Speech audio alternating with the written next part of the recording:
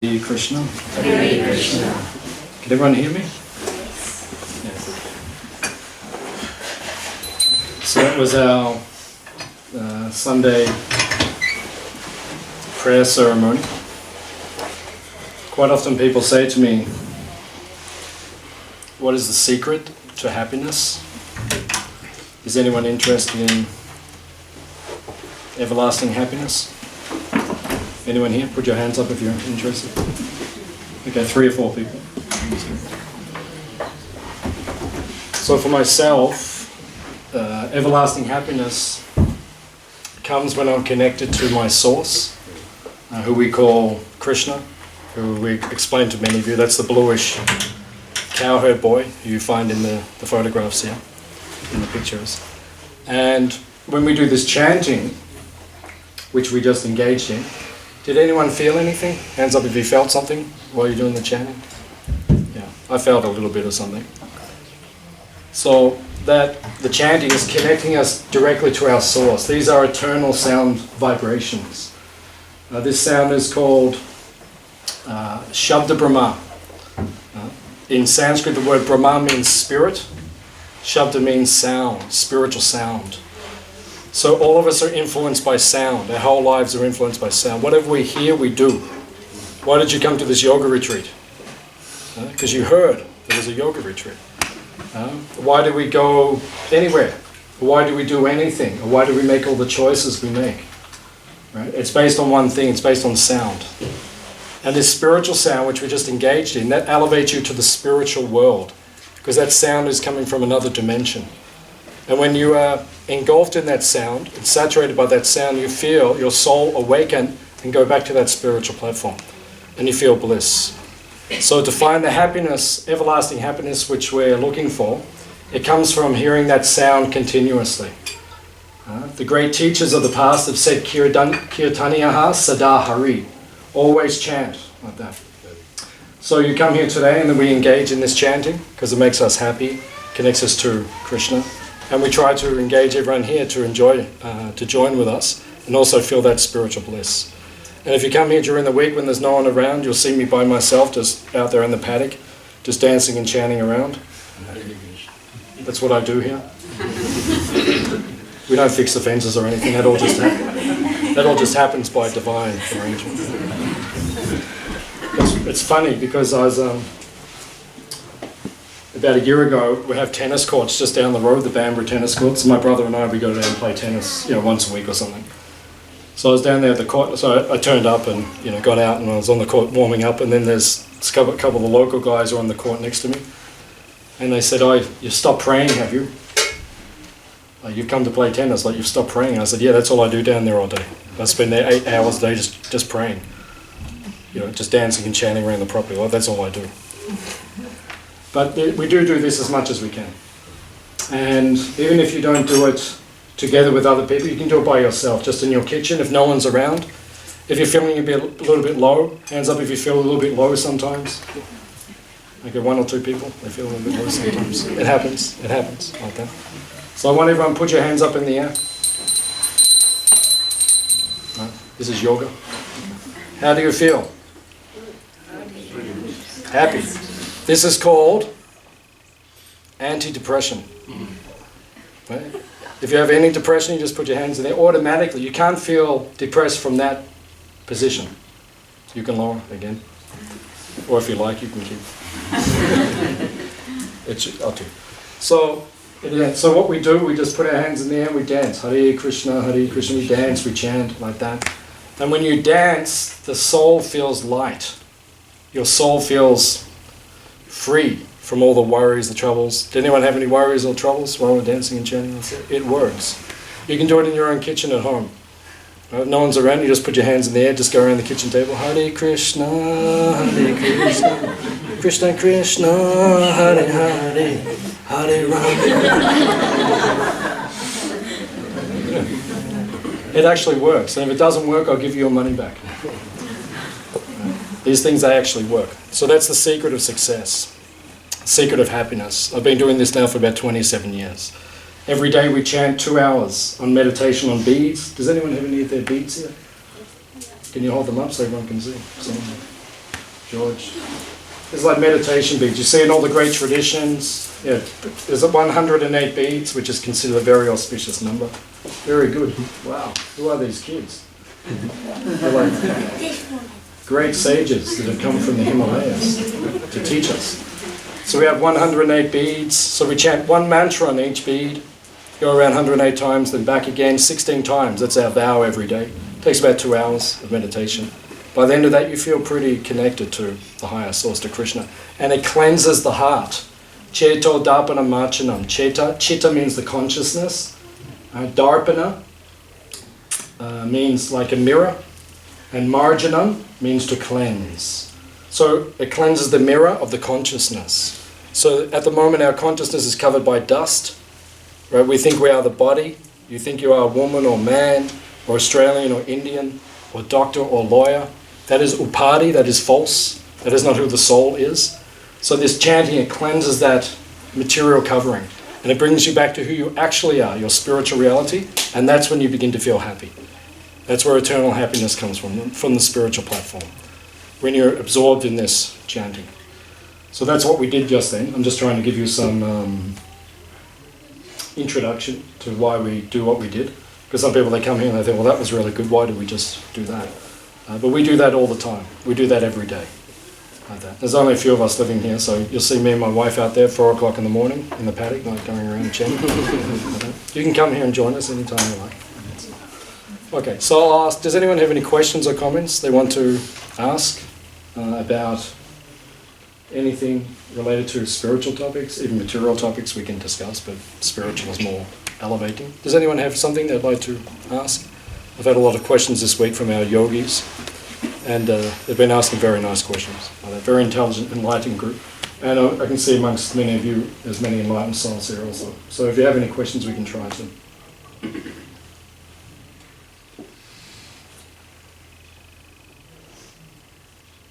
Yeah. Just adjusting your hair. I'll ask one. Yes, sir. When a lot of the meditation that I'm familiar with Hare Krishna, it's a lot about clearing of the mind or having a single focus. Do you do many visualization exercises as well? Yeah, in the beginning, because we chant this Maha Mantra, it's called a Maha Mantra. The word mantra means, man means the mind, and tra comes from the word trayate, which means to deliver. So a mantra is a sound which delivers your mind from material consciousness to spiritual consciousness. So this particular mantra we chant, the Hare Krishna mantra, is called a Maha Mantra, which means a great mantra. And it is said in the ancient teachings of India, the Vedic literatures, that all of the other mantras are within that mantra, including the original mantra, which was called Om. So all sound is within that Maha Mantra. So in the beginning, when we begin to chant, we're encouraged just to hear the mantra, not to try to visualize too much, but to absorb yourself in the sound. Prabhupada, who's the founder of the Hare Krishna movement, one time, one of his disciples said to him, Prabhupada, when I chant, I can see a white light at the end of a tunnel, and it's coming closer and closer to me. And Prabhupada said, just keep chanting, it'll go away. So you don't have to, what will happen will actually happen. So why do we chant? Because we're trying to see, those pictures are like windows into the spiritual world. Prabhupada explained that to us. So that's what it's like with Krishna, with God. So that's what we're actually trying to visualize when we're chanting. We're trying to see, Hare means the feminine, which is Krishna's best friend, whose name is Radha. And Krishna means the original person. So when we're chanting, we're actually trying to visualize that. But that may take some time. It's more like an advanced level of chanting, which you may take years to get to possibly. So in the beginning we're encouraged to more hear, and then gradually those things will come.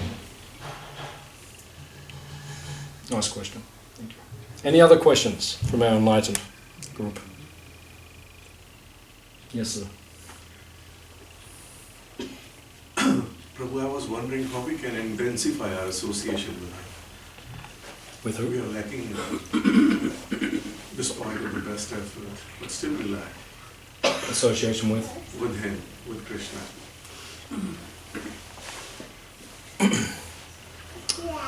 If your goal is to know Krishna, to know God, you have to have adhikar. Adhikar means qualification to see him. Just like the sun comes up every morning, but in the middle of the night you can't say to the sun, I want to see you now. Because it's beyond our power. The sun rises when he wants to rise. He's all powerful. The sun is the most powerful entity in this universe. Right? The whole universe operates on the sun, what the sun does. The sun stops, everything stops. The sun intensifies, everything stops. It's up to him. So with Krishna, with God, you can't just say, I want to see you now. What is your qualification to see? But Prabhupada would say, what is your qualification? First of all, your eyes have to become pure. Pure means premanjanach chariti bhakti valochanena. In Sanskrit it is said. Your eyes have to become tinged with love. According to what your consciousness is, that is what you see. When a man sees a woman, if in his chitta, which means his consciousness, there is lust or a desire for sexual activity, when he sees a woman, automatically he will see the woman like that. But one who is pure in consciousness, he will see the woman like a mother, like someone to be respected and venerated and protected. But another man will see the opposite way. So it's according to your consciousness. So our vision is according to what's going on in here. It's not just about the external, it's not just what we see, but it's how we are within. So if you want to see Krishna, you have to change what's inside. At the moment, we're interested in everything else.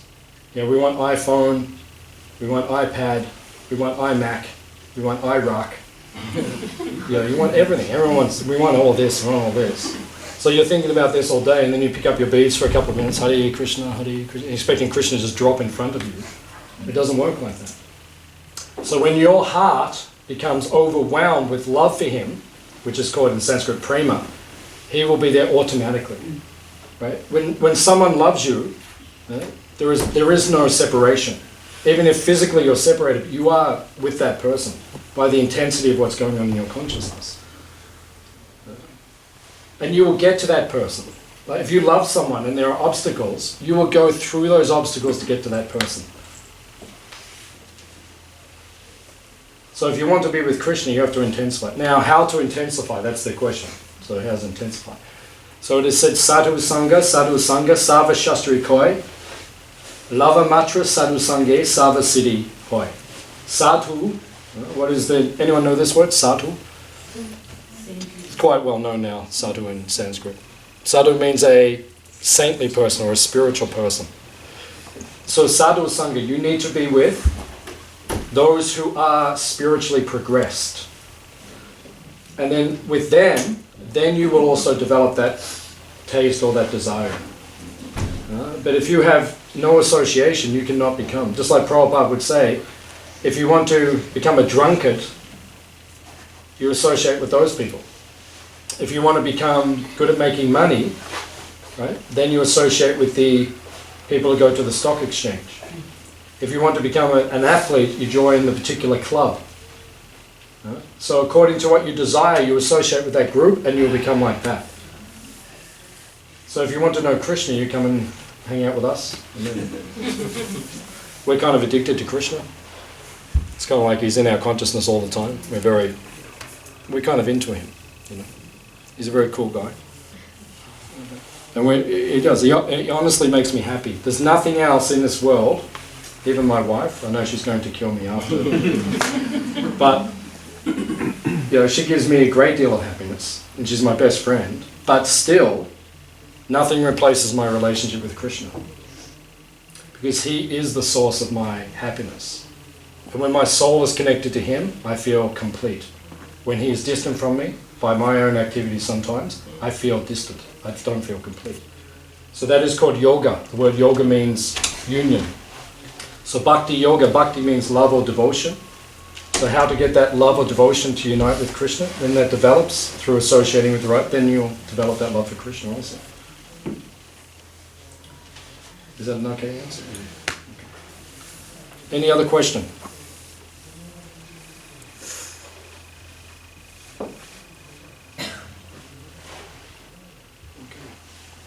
Yes, sir. As you brought up Bhakti Yoga. That's known as one path, is it not? Yeah, well, if you look in the Bhagavad Gita, have you heard of the Bhagavad Gita? Yeah. Yeah, so the Bhagavad Gita is considered in India to be like it's like the Bible. It's like the fundamental book of spiritual knowledge. In Bhakti Yoga, in the Bhagavad Gita, Bhakti Yoga is considered to be the Rahasya. Rahasya means the essence or the secret of life. It is considered to be the Raj Yoga, the Rajaguyam, which means like Raj means like the king. So it's like the king of all the yoga systems. Because Bhakti Yoga is about our soul uniting with Krishna, or our source. And when you've done that, there's nothing else to be attained. There's nothing further to be understood. So out of all the systems, it's considered to be the most advanced. These days, people think the word yoga means asana. People say, I'm going to a yoga class. That's asana. Asana is one of the limbs of the Ashtanga process of yoga. But it's not like the final goal of yoga. The final goal of yoga is not to be completely limber in your body, because then your body dies, and what did you achieve? The goal of yoga is your soul to reunite eternally with the supreme entity in the original abode, which is not this world, but the other world, which most of us can perceive or understand. Does that answer? Yeah, well, I just, there's 1, 3, 4 paths, is it? If you go to India, there's a different path in every village. I mean, if you travel through India, everyone's got a different path. So. Karma yoga. There's karma, there's jnana. There's a couple of others. Well, there's many. Practically every week there's a new one coming out. In America, there's 5 new religions every week. So it's like there's always new things coming out. But if we go back to the ancient system, basically in the Bhagavad Gita, there's jnana yoga. Jnana means knowledge. There's karma yoga. Karma means activity. And bhakti yoga. They're the 3 main yogas. But then there's many others. I mean, these days you hear Raj, Kundalini, you hear like various. In America, a few years ago, they did a census to find out how many people were living in America, and you had to write down what your religion was. And so many people wrote Jedi, but now that's on the actual census. What's your religion? I'm a Jedi. I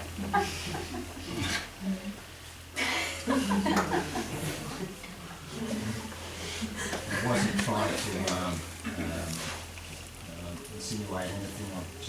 No, I'm just. There was, Yeah. Like you said, there was 3. You just mentioned 3: Action, knowledge, and devotion. Yeah. Okay. In the Bhagavad Gita, the first 6 chapters are considered to be karma yoga. So karma yoga means activity. Ultimately, all the other 2 support bhakti or devotion. Because karma means your activity. We have to do stuff. People can't sit still. It's like, if you have a group together, after a bit of time, everyone starts like fidgeting, and people can't sit still for very long. So that's why they need karma. Karma means activity. But ultimately, it means activity which is devoted to Krishna or to something higher. Just like what we do here, it's bhakti yoga, because like now I could be speaking about anything. I could be speaking on behalf of Malcolm Turnbull, saying everyone should vote for the Liberal Party, right? Or Richard Di Natale, who is the leader of the Greens, he lives about 10 kilometres from here. He comes here sometimes for the Sunday feast. So I could be saying everyone should vote for the Greens, right? But no, that's not what I'm doing. I'm dedicating my words and my thoughts and my consciousness to teaching people about Krishna, about something higher.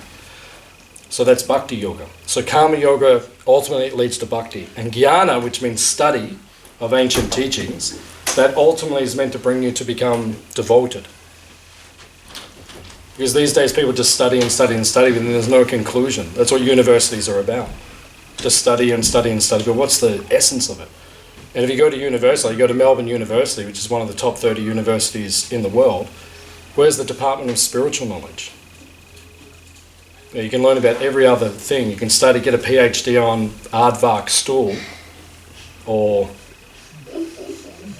which is what's going on these days. People just study. What are they studying? I hear about some of the people are writing, some of the things people are writing PhDs on. I really wonder what's going on in our education system. How's that going to advance the world? Where's the Department of Knowledge about spiritual study, about understanding yourself? I'm not just speaking to you, I'm just speaking generically. I'm answering your question, but I'm answering. Is that okay? Or do you want me to? Yeah, I guess, are you saying that you can skip the karma yoga and the jnana and go straight to bhakti yoga, or you work your way, whatever your nature is, according to your nature? Everything can be, or everything becomes complete with bhakti. Because we'll always feel empty in our heart if we're not connected to Krishna, our source. If we don't feel connected spiritually, we'll always feel empty. We'll see something missing inside. Bhakti completes that. Because bhakti means love. And when you love is the essence of existence. That's why we exist, to love. So when you're loving the original person, that love gives the complete, so it gives everything that we're looking for, ultimately. That's the essence of the Bhagavad Gita. That's what the Bhagavad Gita is teaching, in essence. Krishna says, Manmana bhava mad bhakto mad yaji mam namaskuru. That's what Krishna teaches in the heart of the Bhagavad Gita. So in one sense, it's the most important verse in the Gita. Manmana means always think of me. Madhyaji means offer your respects to me. Mam namaskuru. All these different words Krishna is saying, dedicate yourself to me. And then you'll feel complete. So, did you ever... Yeah, I was just wondering what your thoughts are on evolution. What do we think of evolution? Yeah, like so obviously pre-Krishna teachings. Sorry, the last part I just wasn't sure. Yeah, so prior to that, like evolution, what your thoughts? On evolution? Yeah. We're not evolutionists, we're creationists. So we believe there's a supreme entity, and that supreme entity expands everything. In our teachings, it doesn't take him 6 days to do it. That's like, in the biblical terms, it's taught like that. There's a 6-day process. And on the 7th day, God was really tired, so he had to have a day off at the end of it. So that's not our understanding. Our understanding is it just happens instantaneously.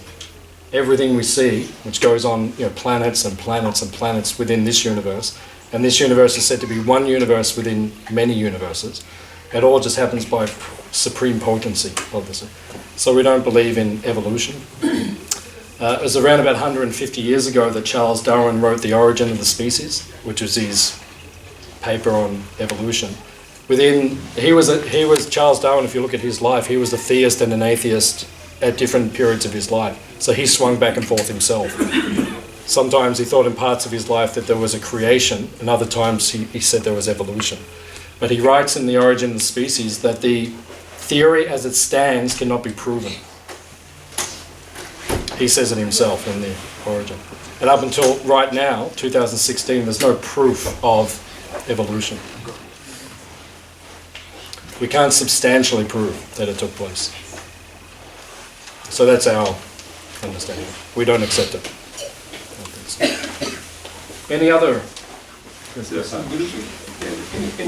we have over 10 million gods and goddesses. What is it about Krishna that you adore so much? Amongst all of the Yes. gods in the pantheon. The reason that we are attracted to Krishna, because there was one German scholar, and he came to India maybe about 70 years ago, and he was a god brother of Prabhupada. Bhaktivedanta Saraswati Thakur was Prabhupada's guru. He was also initiated by him. And he was German, and this was probably back in the 1930s or so, and he travelled around India, and he saw the different gods. And his conclusion, after going to all the different temples and seeing the different gods and everyone who was there, his conclusion that Krishna was the origin of the others, and his reasoning was that Krishna is just playing a flute, whereas everyone else is doing something. So if Krishna has just got time, you see up there he's just dancing, you see up there he's got his flute, you see over there he's feeding a peacock, that's all he does. He gets everyone else to do everything else.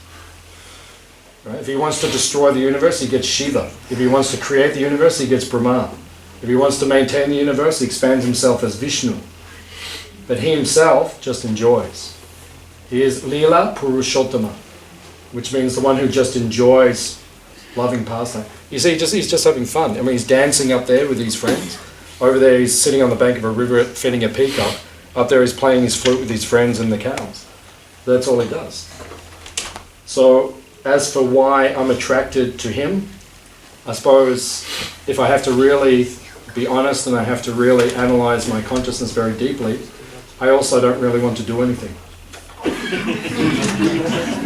Yeah, if I could have a vacation forever, I'll do it. You know, if I shave my head and wear a dress, you know, like Hare Krishna, wear robes and we shave our head, and I put, you know, mud on my face, tilak, and I've got to wear these beads for my whole life, and, you know, I chant this mantra for 2 hours a day for the rest of my life. If that means I can go for a holiday forever, you know, where I just sit on the river and I feed cows and all that, I'll do it. If that's what it actually means, that's what I'm aiming for. So I'm very attracted to that. I would like to also go and live like that. I'd like to also be in those pictures. And you also have a Radha in your life. Radha? Yeah. I mean, is female with, you know, with female partner. Yeah. Radha. Radha Krishna. Yeah, because in our philosophy or theology, we don't just worship the male aspect of God, but also the female energy, the counterpart. So that is yin and yang, or that is the complete balancing creation. Because she has the most love for him, he has the most love for her, and their divine union creates all the pleasure in the spiritual world. Everyone assists them or serves them to increase their pleasure together. But it is based on purity. The relationships in this world, you can turn your GPS off. You've found what you're looking for. So, in this world, all the male-female relationships, they are contaminated with what we call calm.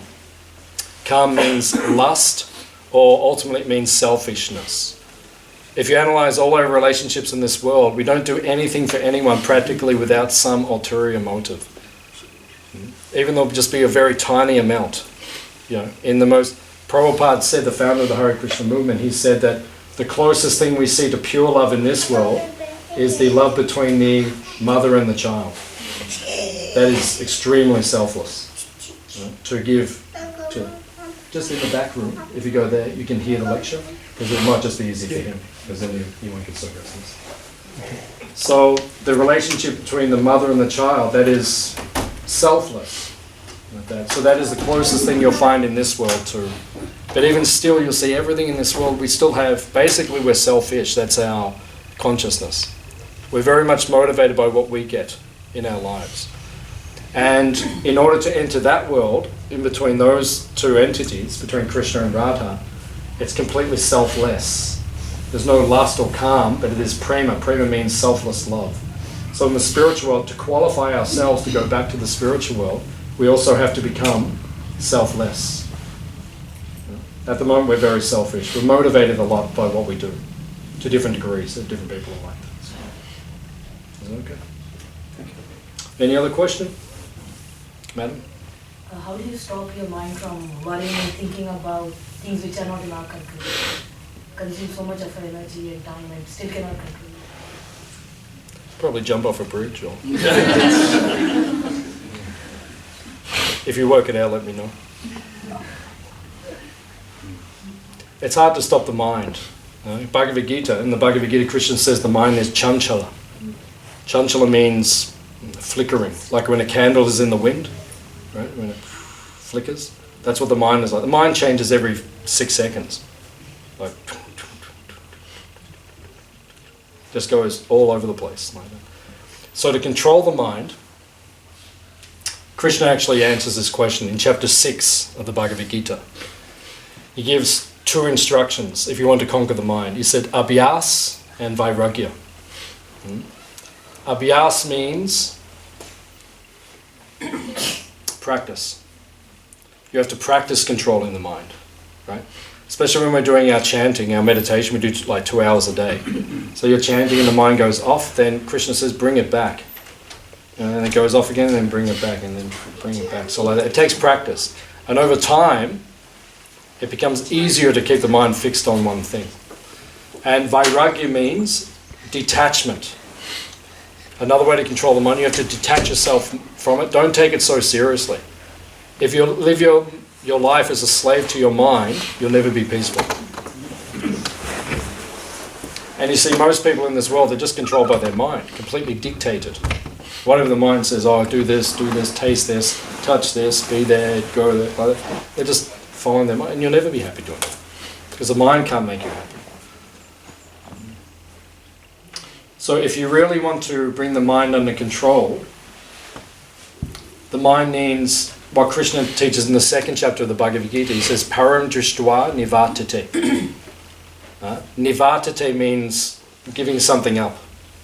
You can only give something up when you replace it with param drishtva, something which has superior pleasure. Just like the children. Has anyone here got kids? Right? Or you experience kids? Like, how do you get something off a kid? Right? You say, you give me that and I'll give you this. Right? That's the classic way that we do. Right? With my daughter. You know, if I want to get my daughter to do something, I'll say, well, if you stop doing that, then you can do that.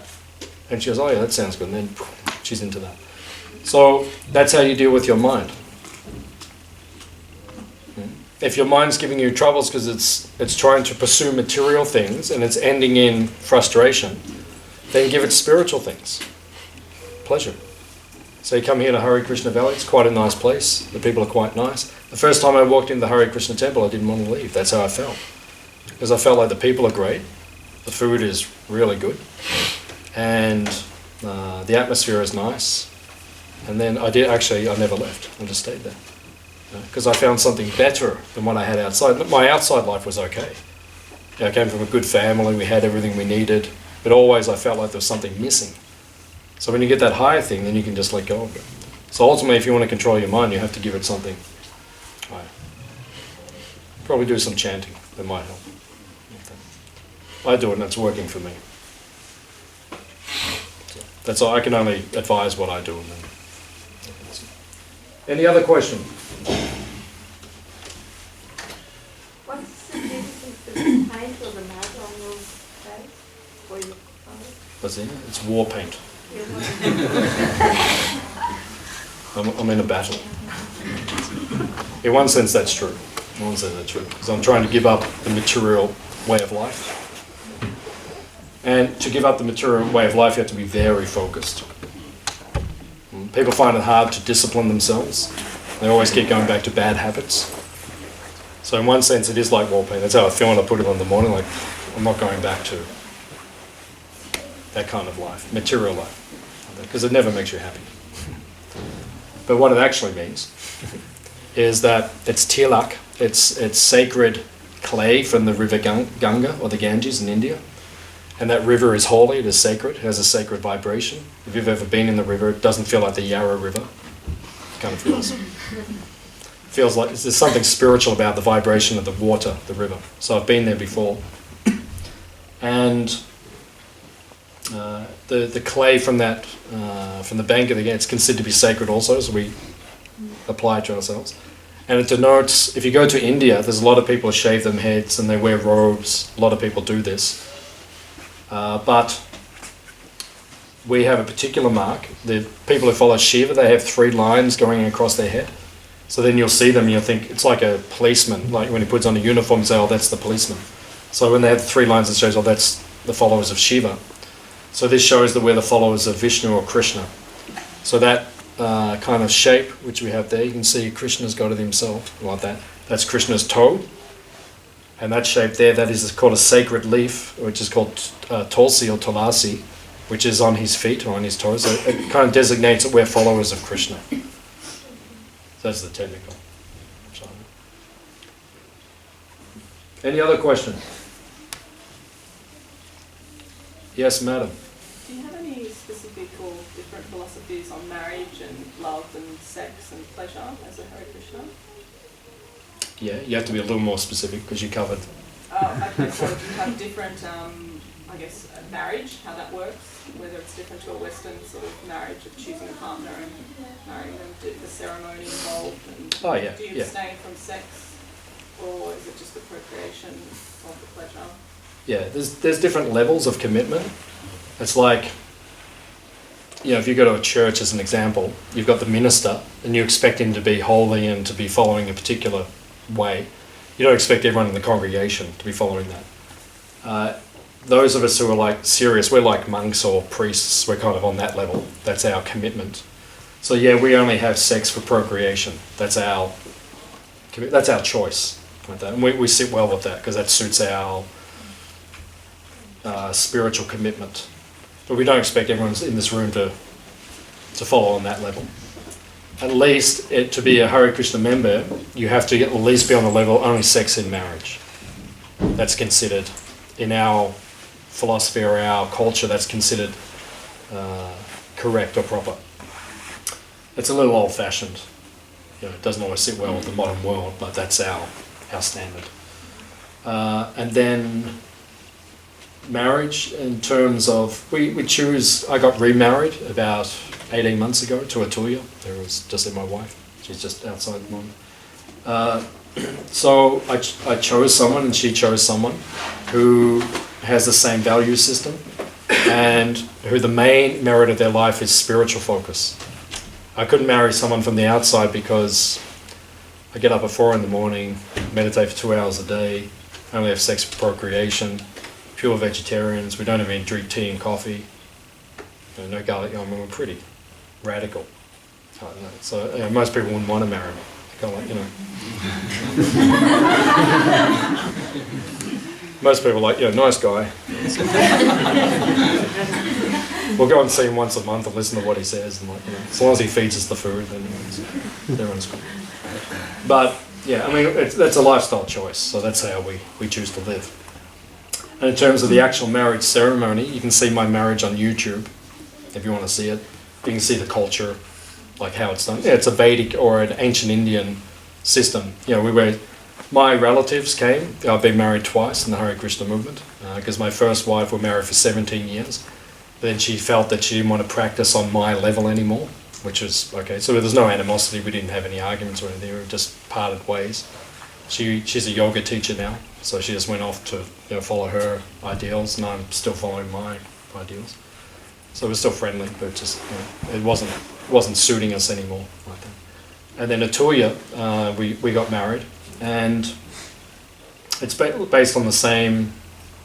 We just had a talk about it. We knew each other, and I thought she's the kind of person I'd like to marry, based on I didn't look at just physical appearance, and these days people choose partners often for the wrong reasons.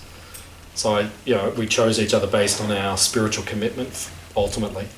And we discussed, and we saw, we're on the same page. So then, I said, would you like to marry me? And she said, yeah. So we got married, and then we're doing it. So it's based on the spiritual. Everything in our lives is based on a spiritual commitment. And we would recommend everyone to do the same thing, but we don't expect everyone to live on their level of commitment or, I don't know how to explain, but austerity or simplicity that what I do is I was a monk for 8 years in an ashram. So, I'm kind of like, pretty full on. So I don't expect everyone to live like that because it's not for everyone to live on that level. But at least incorporate something in your life. What we're teaching, we want everyone to incorporate in life because I think the world would be a much better place. If everyone was a Hare Krishna to different levels, not to level I'm on, but to different levels, I think the world would just be far more peaceful. So just to follow the principles, protect the animals, treat other people properly. You can't do everything we do, and that's cool. But at least incorporate the basic stuff, and then the world will be fine.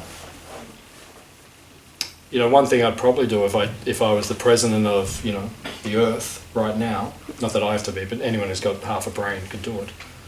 Probably the first thing I'd do is just take money out of society. And we can all just barter and trade. I've got some wheat, you've got some cotton, let's just all swap around and just live harmoniously and look after each other. Instead of at the moment everyone trying to exploit each other, and I want to keep more than what you have. And the guy who's running at the moment, the Republic, I don't think he'll win, but if he does, that's basically his philosophy. Get as much as you can, and then you're going to be saying, what is it? He actually said recently, in his wisdom, he said, "He who dies with the most toys wins." Well, then what is that? Does that answer you? So is it a love or it's a spiritual connection? Between me and a toy? Yeah, it's like a, She's just there, you have to answer. Do we love each other or? What was the question? Sorry, I'm thinking just got something else, but next door is ready for lunch. Yeah, okay. so is it more like you sort of described, is it more like a arranged marriage traditionally through? No. No? No, Is it a no. love marriage? Oh yeah, It's because both. in If India that you've got makes both. sense. It's both. It's of course there has to be some attraction there, of course, but it's it's a spiritual connection, both on the same path, wanting the same goals and destinations, both same nature, so wanting to do a similar service, it's both. You had to weigh up both because you want it to be a lifelong partnership. Attraction fades, little things in the beginning you go, oh, that's a bit quirky, but I'll put that aside. A couple of years you go, I hate that. I really hate how he does that. So, that kind of fades in time. But, if you're compatible on a deeper level and spiritual and you can see, okay, we're both working to the same goal, we have similar natures, so we're both going to go sort of on a similar way to get to that goal. We're going to agree on, especially when you have children and big things like that, you want to be on the same page. So it was something that, you had to look beyond the dreamy side and go, okay, now practically, would this stand the test of time? Because this is it, this is a partnership to the end, and we don't want to because we believe in reincarnation, so we don't want to be entangled, at the end of this lifetime to one person. So I'm still so attached to that person that then brings me to birth again because I'm still attached to the bodily conception because I'm attached to someone else.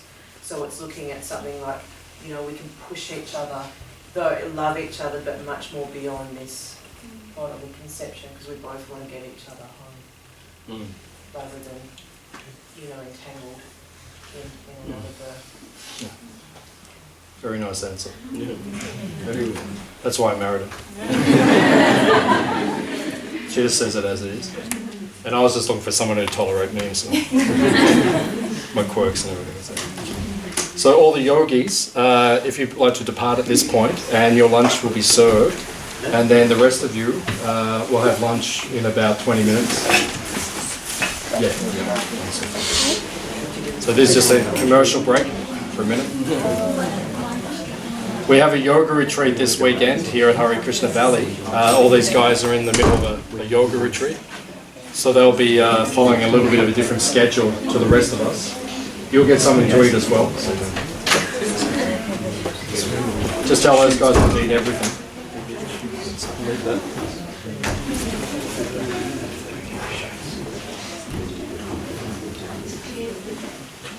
Nice. Okay. Any other questions? Yes. So you could say that this life that we've got here on earth right now is the whole purpose is really to be self-realised and to go back home at the end of it and not have any close attachment to anyone or anything, but to be detached and understand that supreme being and to go home. Is that it? Yeah. In a nutshell. Yeah.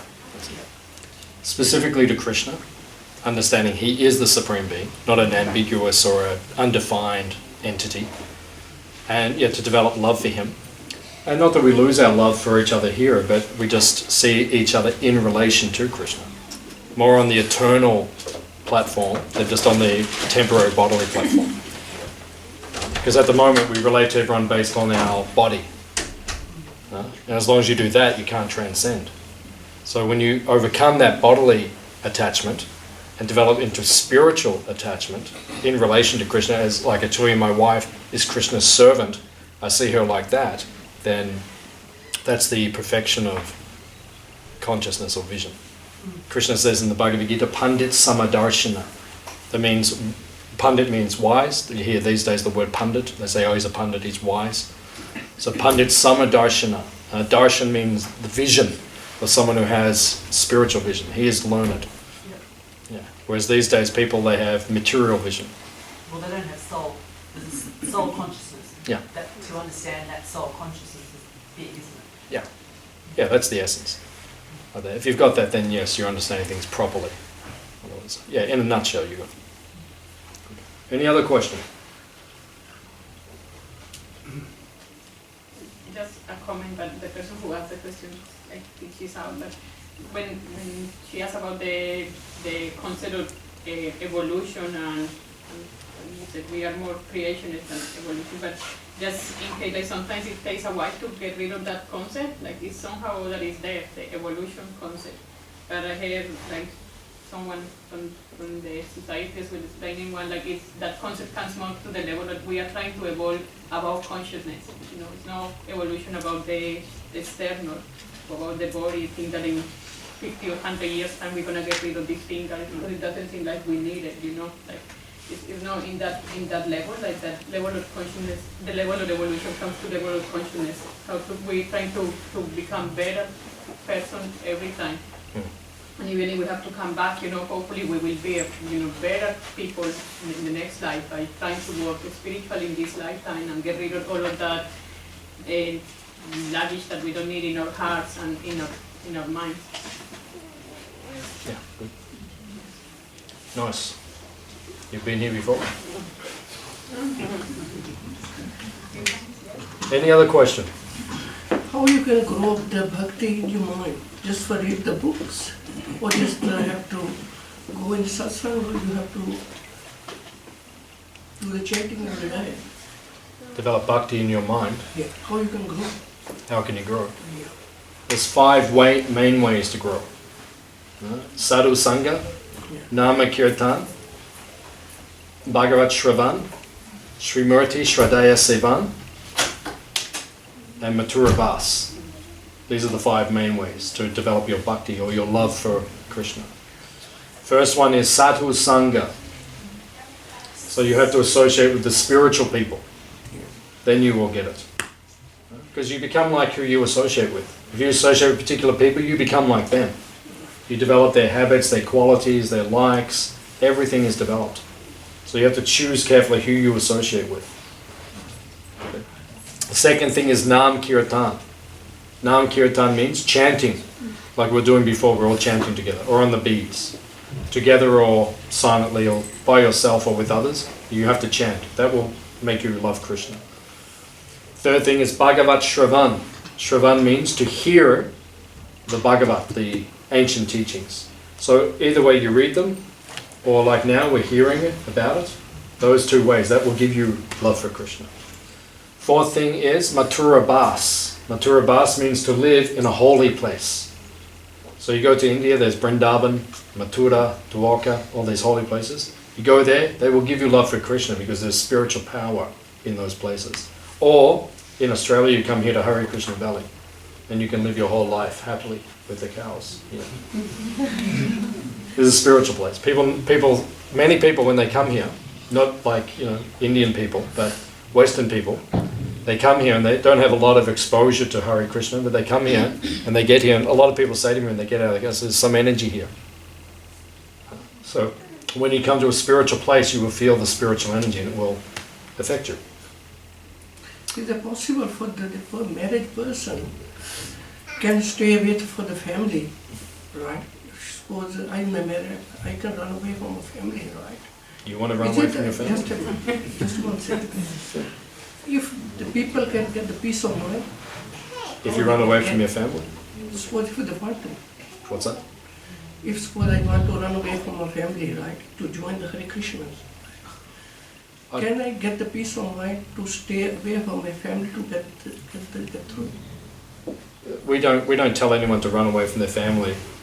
Like when we say join the Hare Krishnas, we never tell anyone to run away from their family. I have a family. I'm not running away from my family. I stay with my family. But I put Krishna in the center of my family, make him the focal point of my family, and then everything becomes auspicious and uplifting. Family is not bad. Right? It's like money, right? They say money is the root of all evil. Money is not the root of anything. Money is inanimate, it doesn't do anything. You give me a gold coin, that doesn't make me a bad person. It's how I use the gold coin. I can use the gold coin to degrade my consciousness, or I can use the gold coin to uplift. I can make a golden ornament, I can offer it to Krishna. So gold itself doesn't do anything. That's why Krishna says in the Bhagavad Gita, one who has spiritual vision, Pandit Samadarshana, he sees gold and pebbles and rocks equally.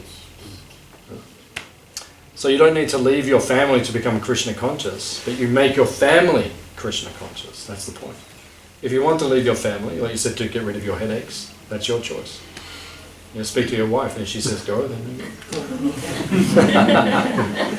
But she probably won't say it. And if she does tell you to go, she'll probably ring the next day and say come home anyways. That's true. That's true. Better just stay with your family, but make your family Krishna conscious, that's the point. Okay. There's also cases as well where people can't necessarily, their family's not so much favourable to wanting to practice Krishna consciousness. So even in those situations, people still practice for themselves and then just don't interfere so much. That's also a possible situation that happens. Yeah, that's possible. Good. Any other question?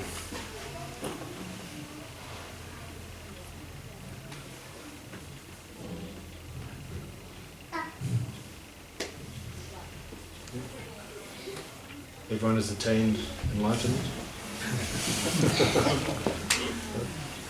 We have a few more minutes, so if you have a few more questions, we can ask something. Yeah. Nowadays, kids are more towards the internet, like Facebook, Twitter, and these things. But when we ask them to just go to temple, they always say, "No, Mama, you go." So, what should be the remedy of this? How we can take them with us? Do you live in a two-story house or one-story house? One story. One story. Okay, best remedy is you buy a two-story house. And you keep the computer on the second story. And then one day when your kids are at school, you take it all out and you drop it.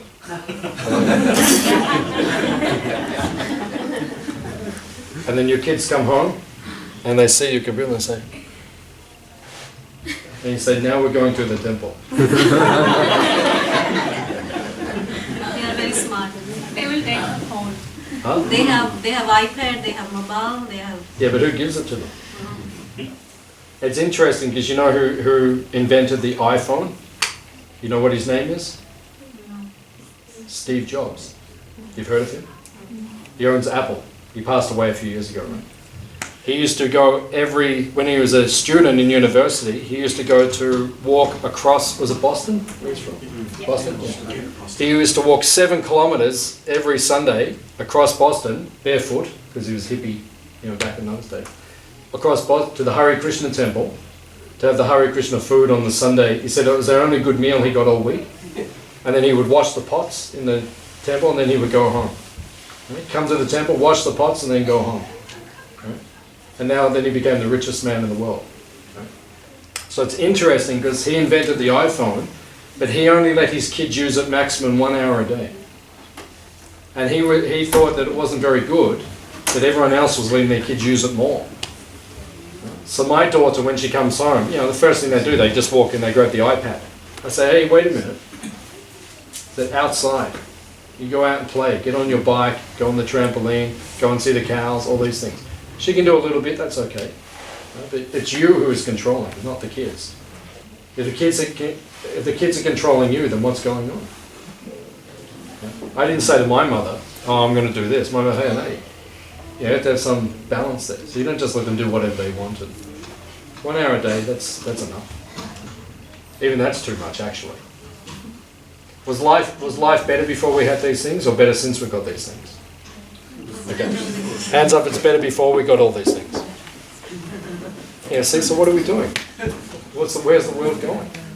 Start living at second floor. What's that?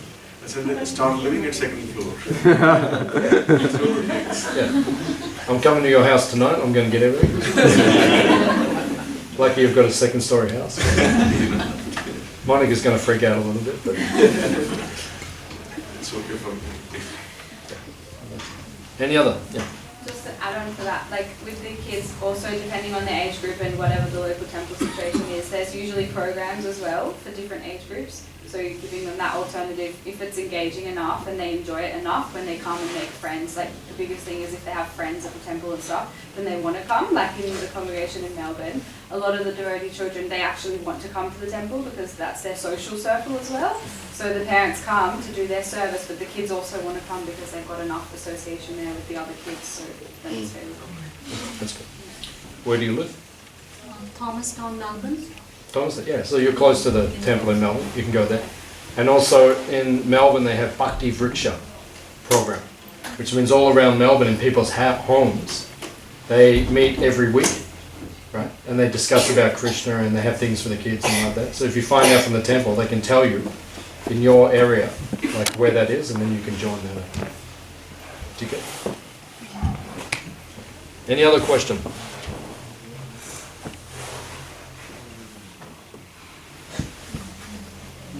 We have a few more minutes, so if you want to ask something. Yes, ma'am. Should we force our children to chant if they don't want to? And like how? Because you know it's good for them they chant, but not every day we can make them chant. Okay. Ask Ari. His daughter's in next. Prabhupada, the founder of our movement, he said you should make everything fun for the kids. As like for us, we don't like doing anything that's not enjoyable. We came here today because we enjoy being here. Right? No one's forcing us to come here. We like it. We could have gone to the football, or we could have gone to the gym or this or that. We chose to go because we like it. We get some pleasure. So similarly, for the children, you have to make it enjoyable. Like that. So my daughter, we used to say to her, "It'd be good if you chant." We don't force her. We say, "Good, nice if you chant." Sometimes she does, sometimes she doesn't do like that. But then one day we went on a family holiday. We stayed with some friends at our other Hare Krishna farm in Mawullumba, which is near Byron Bay. And then the daughter of the family we stay with, she's older than my daughter. My daughter's 11. She's about 15, 16. So she chants every day because she likes to chant of her own volition. Right? So when my daughter said, "Oh, she's doing it," then she came back here and then every day she chants. Like that. So if I tell her to do it, she doesn't do it. But you see someone she respects doing it, then she will do it. Like that. So you can only encourage them. You can't force them. Like that. If you force them, they'll reject it anyway. Same as us. Like if you force me to do something, I'll reject it. Yeah, as soon as someone tells you, "Do this," what's the first thing you do? If I say to you, "Do it," then what's the first thing you do? First thing is like, all of us do that, right? That's natural. We all do. If you ask someone very sweetly, "Oh, can you please do this for me? Oh, would you mind doing this?" Then they're like, "Okay, we'll do it." So children, you just have to encourage. Okay. Any other question? Just to add in there, every morning on our way to dropping our daughter to the school, we just put the CD on of the mantra and we all chant together. I think charity begins from home. First of all, you have to set an example, and then they will start following you. As simple as that. Yeah. And there should be some lollies for the child to believe you.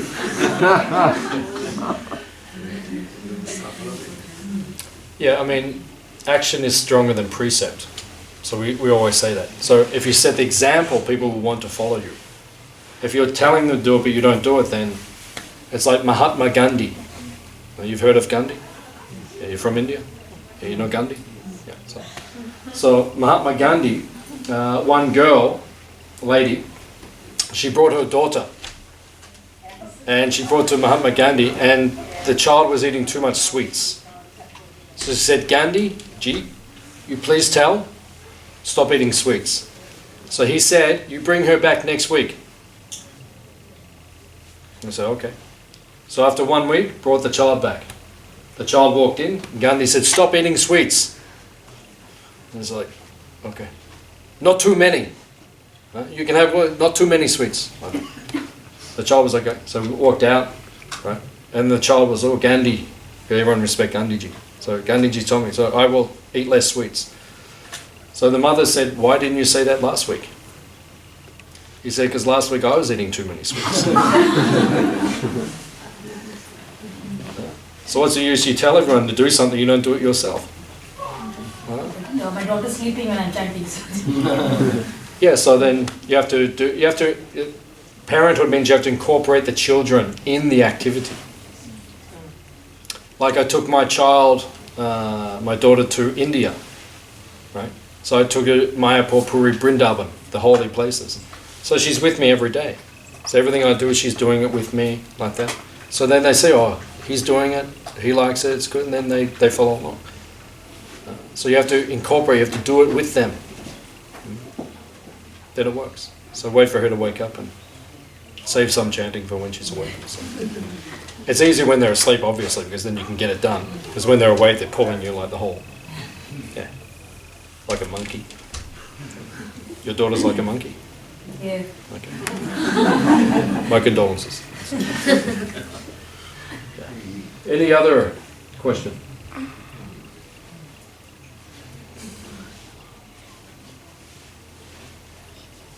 We have time for one more question or two more questions. My dad wanted to ask which time is the best time for chanting? Which time is the best time?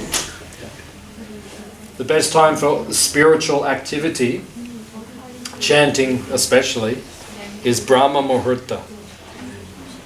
So, what is Muhurta? Muhurta means a time frame. Like in English we say 1 hour. But in the Vedic times, they didn't have 1 hour, they had Muhurta. Muhurta means 48 minutes. So Brahma Muhurta means the 2 Muhurtas before the sun rises. So 48 plus 48, what's that? So it'd be an hour and a half. 1 hour 36 minutes, I think. Like that, roughly. Like that. So 1 hour and a half before the sun rises, that is the best time of day to do spiritual activity or chanting, especially. So when you see the sun, when it becomes dawn, before the sun comes up, but the light begins to change, and everything just, that dawn time, that is the best time for your spiritual activity. So please, yeah. You're like in India, they go to Mangalati. Yeah, Mangalati. Yeah, so Juhu. Yeah, we're staying near the Jew. Yeah, so ISKCON Juhu. Yeah. They have Mangalati. Yeah. So you go, Mangalati. Then after Mangalati, you do your jap, like that. Then Guru Puja like that, it's nice. And they have prasadam there, you can have your prasadam. No problem. Very nice. Okay, one more question. Anyone? Whoever asked the last question gets a free bowl of halwa today.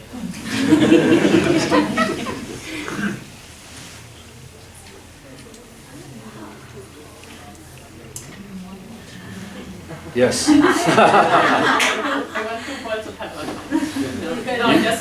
You don't count though. Just a comment in regards with the question that said planted before, that is that what if he wants to go and leave his family, like it can be a feeling in us sometimes, but if we review the social division or in Vedic culture, there is nothing wrong that he probably still wanted to do something like that at this point in life. So because it's recommended that after being married, which is called the Grihastha Ashram, once you start preparing for leaving home and go and practice a spiritual life. So it's just adding there, like it's funny because at some point we can feel, oh, I feel bad saying this, but deep down maybe it's coming from somewhere. So it has a base in the social structure of Vedic culture. So if you leave home when you get older, over 50, and you dedicate yourself more to spiritual life, should you take your wife or leave your wife at home? You asking me? I'm asking you because my whole life is depending on what you say. So. No, just for continue to explain it to everyone, but it's for divisions, like the Brahmachari. We won't go into it now because not everyone will understand it. And I was just saying, should I stay with my wife or should I just leave everything? No, as she pointed it before, if we happen to have that partner that is into the same spiritual activities, it's recommended also you keep practicing until the end of your life. Okay. Or I guess it's very personal at the end. But if you feel supported by your partner in your spiritual activities, which are like the most important thing to do, then I guess it's fine, you know, if you go until the end. Yeah. Okay, nice. That's good. So you saved my marriage. My sister. But isn't that a choice the wife makes? Whether she kicks you out of home or not? I mean, if you want to take her with you, it has to be her choice, go or not. Yeah, I mean, it's a partnership. So it's a contract, you have to both make the What if she decision. wants to go? What's that? What if she wants to go off? I'll be very sad. Put it down. No. I'll pay for all the tickets, but I'll be very sad.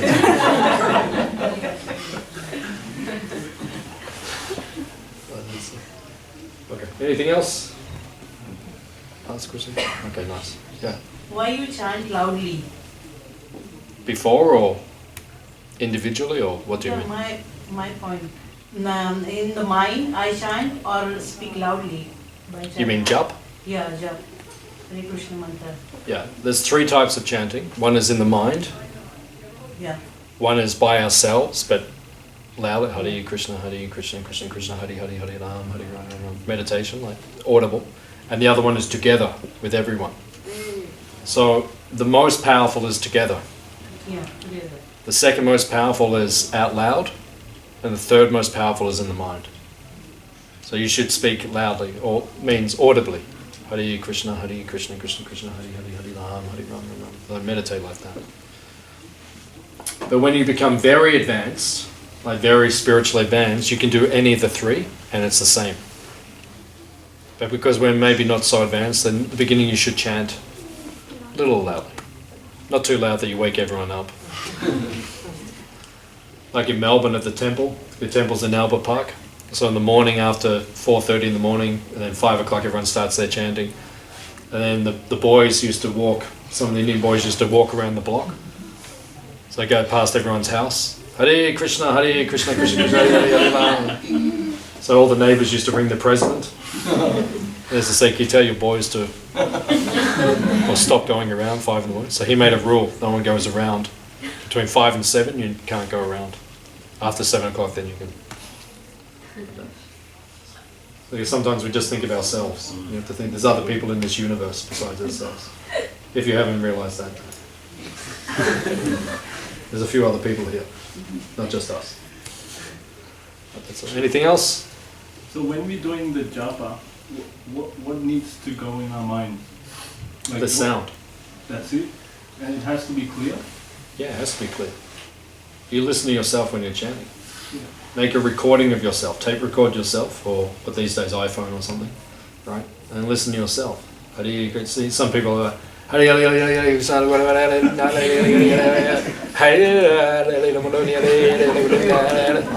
is that? I've heard people like that. And I go up to them and say, what is it you're chanting? Which religion are you from? You're a Jedi or something? What are you chanting? Hare Krishna, Hare Krishna, Krishna Krishna, Hare Hare, Hare Ram, Hare Ram, Ram Ram, Hare Hare. That's the sound. How many words? 16. How many syllables? 32. You should hear each one. Rama, Hare, Krishna. Then it becomes powerful. Otherwise you're missing something. And so you have to listen to yourself. Because if it's not clear, it means you're not listening. You hear people like sometimes, Hare Krishna, Krishna Krishna, Krishna Krishna, Krishna, Hare Hare, Ram, Ram, Ram, Hare Ram, Ram, Hare Hare, Krishna, Krishna, Hare Ram, Ram, Ram, Ram, Hare Hare, Krishna, Krishna. Or they're, reading a book or something, they're watching television. I see people watching television, Hare Hare, Krishna, Krishna, Krishna, Hare Ram, Ram, Ram, Ram, Ram. Yeah, it's like you're not there. Yeah. So it's like if I invite you to my house, I say, come for a prasad, come for dinner. You come, and then I sit you down, everything, then I go off in the next room, start folding my washing and thing like that. So like you're chanting, Hare Krishna, Hare. So you're calling Krishna, please come. And then Krishna comes, and you go off and watching television or something, like what is that? It's impolite. So Krishna is a person, he also feels. He said, you call me, you're not calling me, what are you doing? Hare Baba. Sooner or later he will slap you. He will. Sooner or later he will slap. Wake up. Jeev Jago, Jeev Jago. Wake up, wake up. Like that. Don't be like this. Okay? Yeah. You chant every day? Yes. On Japa Mala? No, in my mind actually. In your mind? Yes. You should get some Mala. Yeah. You chant on the Mala, very powerful. Definitely. Yeah, you can make. We have in our shop here. You can, Yeah. We have a shop here, so some people, if you want to see the shop after you have prasad, you can go to the shop. There's some nice books and different things. And we have a nice program called the Meditation Hut, which we do if anyone lives in this part of the world. Torquay, this is in Torquay once a month. Some of our regular guests like that. Enlightened souls, they come and join us sometimes. So if you'd like to join us in Torquay, we do once a month on a Friday night. There's a Facebook page, the Meditation Hut in Torquay. The next one is next Friday night on the 17th we're doing. And we have some nice retreats which are coming up. There's a yoga retreat here this weekend. You see there on the posters, we have a astrology retreat and also a women's retreat, only for Matajis, only for women. You come here, kirtan, yoga, all these things. You don't have to worry about your husband for a whole weekend. It's like heaven. For us too. Yeah, the husbands will pay for you to go. Like that.